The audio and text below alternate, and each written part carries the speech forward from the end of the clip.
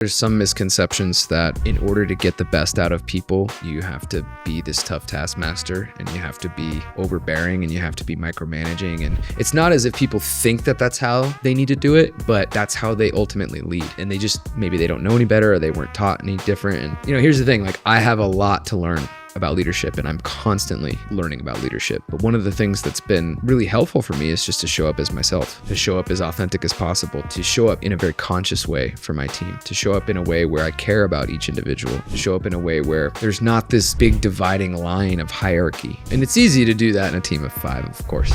So there are actual like logistical challenges within large companies, right? That make being more accessible difficult or make being more vulnerable or authentic difficult because you're constrained by corporate bureaucracy. But what I'm seeing is that the world in general and the way people are responding to leadership is changing. And that's very difficult for folks that are maybe stuck in old ways of thinking and that they need to like really come down hard on people. And I think if you find good people and you can help them understand what their purpose is in the business, you can give them encouragement on the progress that they're making. You don't have to come down on people really hard for them to do their work. And that's been my experience, is that the more that I'm myself to them and I talk to them about various different things that I do in my personal life, we have a space for that on our team calls where we just want to know how you're doing. We want to know like what's going on. And it's not, we don't need to be a family, but I do want people to come to work and enjoy it. And I think some other people also get this backwards, is that they treat the customers better than their own employees.